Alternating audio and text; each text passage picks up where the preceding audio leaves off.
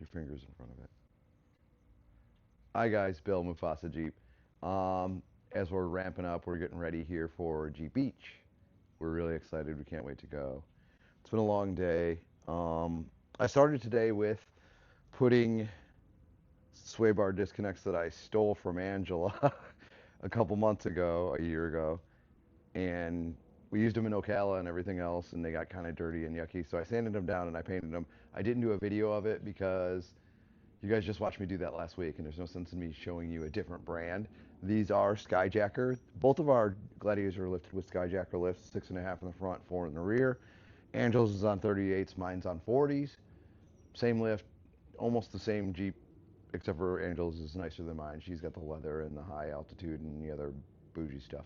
So I'll just show you it real quick. I painted them blue to match all of her accent colors, and there they are. They're installed. They're a nice little touch. And these come in at like $104, I think. Anywhere from 88 to 104, depending on where you're buying them from. But um, then a little bit of work because they come in that gold color. I don't know if that's zinc coated or whatever. I sanded it all down, painted it up because they've been on my Jeep, ran them through the mud, and they were kind of yucky. So we cleaned them up real good. I gave them a couple coats of paint, and there they are, matching the Jeep in blue. So that's the first little thing. I didn't do a video on the install. Like I said, we just did one last week. I think there's bugs out here. I'm itching. Sub-Zero, you guys have seen it before. It's great. It's awesome. It's white. It's bright white. It's good color for Florida because you're not dying in the sun. Anybody that owns a black vehicle in southern Florida, you're crazy. I'm just saying. Because you get inside and it's kind of like an Auschwitz oven inside a black vehicle down here, especially black with black leather. The minute you sit in a vehicle that's been sitting in the sun that's double black, you melt your face off. Um, Before we go over some of the stuff that I bring for Jeep Beach, check out Angela's video on Heffalump Jeep, Sub-Zero Jeep. She did a good video on things you should bring if you're going to Jeep Beach, and it covers a lot of like the necessities or maybe some of the little things you didn't think about that are things we wish we would have brought the first year. So she did a really good video and covered a lot of things. I'll cover a few things that I just in general kind of keep in my Jeep, and then a couple things that I do just for trips, i.e. Jeep Beach or the Pigeon Forge Jeep Invasion, which is in August. But we're getting ready for Jeep Beach, so we'll keep talking about that. So our plan for Jeep Beach is we're going to leave after I work on Tuesday. We're about 4.5 hours away because we're in South Florida for us to get up to Daytona. So we're going to get into town probably just barely, hopefully in time, as long as work doesn't get too crazy because it is getting warmer. Tuesday the 21st, Jeep Beach in Boots, Salute to Heroes at Daytona 1. We've gone for, I think this is year 6 for us at Jeep Beach. So we always do the Daytona 1 thing. They'll have a bunch of cool Jeeps. They'll have a few vendors. Last year I ran into Kelly Williams and the Moonshiner. It was pretty cool. It's a good little event, and usually the parking lots are slap full of Jeeps, and it's a good time because all the Jeepers come together. So that's from 5 to 9 at Daytona 1 on Tuesday the 21st. So Wednesday's plan is the Wednesday the 22nd from 5 to 8, the Jeep Beach Neon Nights. Now that's a have to up for us every year.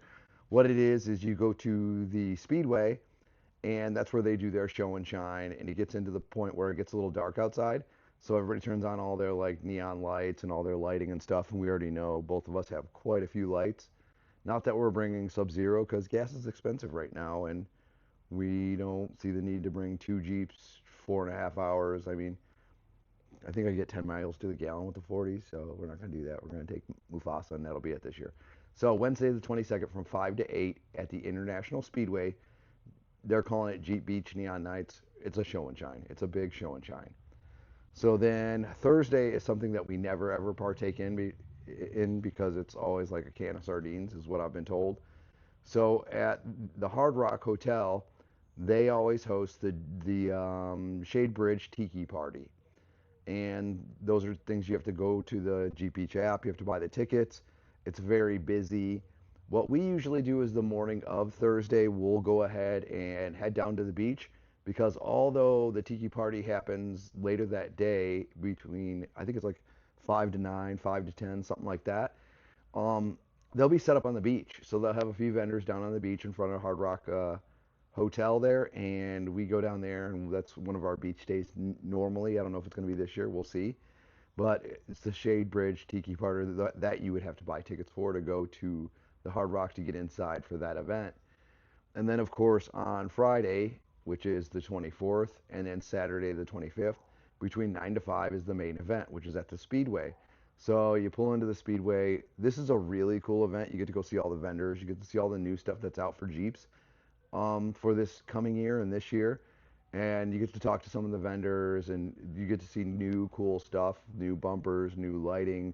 All the new stuff that you could find is going to be out, will be out, and you'll get to like firsthand see it at the Speedway. It's a long day.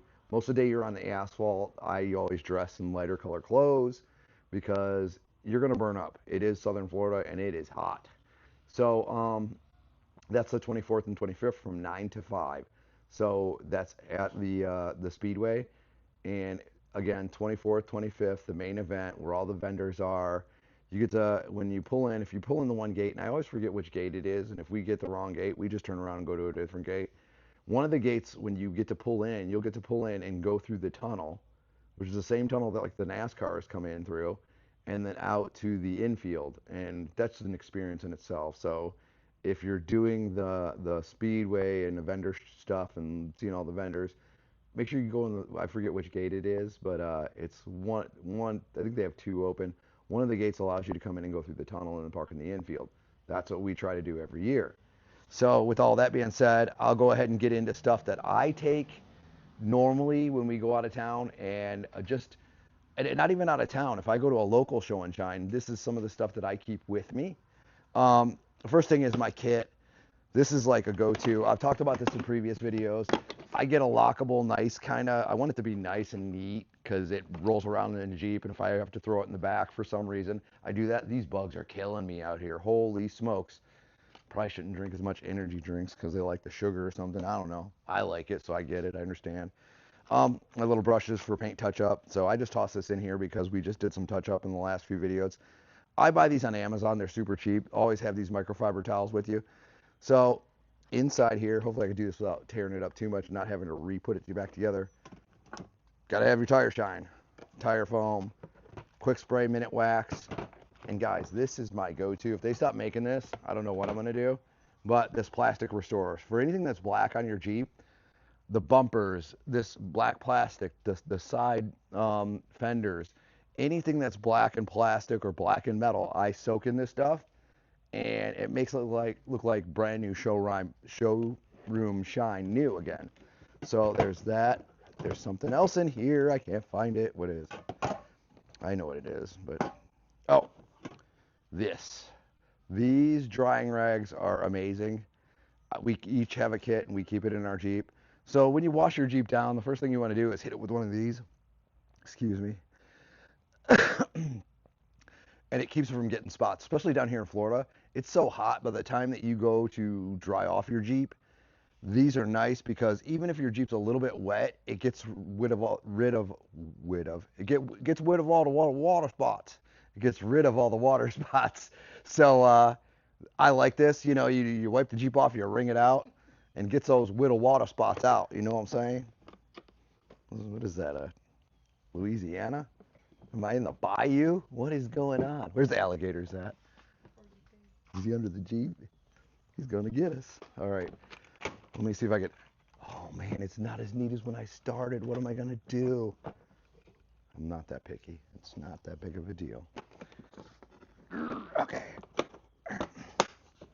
Hey guys, you see this?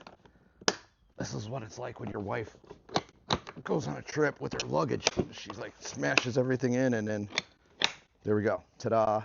It's nice and neat. I throw it in the back seat. Everything stays. Nothing's dumping out all over the place. This is something that I've been doing for years. You guys are newer Jeepers, or you're just a Jeeper that this is just a good tip to have. How many times have you been in your Jeep and you have the top off, and then all of a sudden a torrential downpour comes on and you get soaked? These are awesome because they're towels. So you want to wipe your face, you want to wipe the inside of your windshield. I roll my towels up and stick them just underneath my seat. So there's two things that I keep in my Jeep at all times, and sometimes we forget and bring them out. But For the most part, if you get into my Jeep at any point, they're going to be two towels, one for me, one for my passenger, underneath the seat, out of the way. They stay under there, and you kind of like, if you ever need them, they're there for emergencies to wipe your face or whatever. You get caught with your top off in a downpour. Something you got to have as a Jeeper. I'm just saying. Second thing, I keep a hoodie underneath each seat, one for me and one for my wife. So there's two hoodies in our Jeeps, and we keep those under the seat as well. So what that helps with is like you're out and it was a nice day, and then you decide to stay out a little later, and it got cold throughout the day and into the night, and the sun goes down, or you're going through a valley or a dip.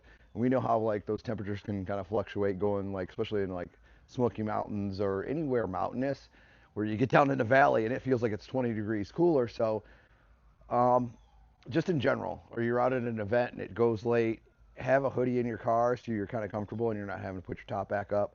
These two things are lifesavers as a Jeeper with the top off. I'm just saying, I would swear by these two little tips and tricks: the hoodie and your good old towel.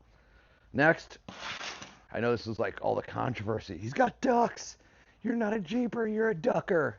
Anyways, it's a nice thing to do, you guys. Come on, let's be real.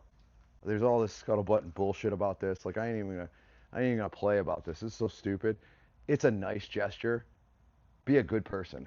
Like don't knock the ducks off your door handle just for clicks or whatever. Like, oh, I'm a tough guy, knocked a duck off my door. No, you are a douche. We'll call it what it is. You're a douche, bro. Like for real. Little kids get into it, and for the most part, there's families with kids, and they come up on their Jeep and there's a duck, and it excites the kids. And I mean, I'm a grown ass man. I ain't gonna lie. If I've had a bad day and I come out and there's a duck on my door, I'm like, that's awesome.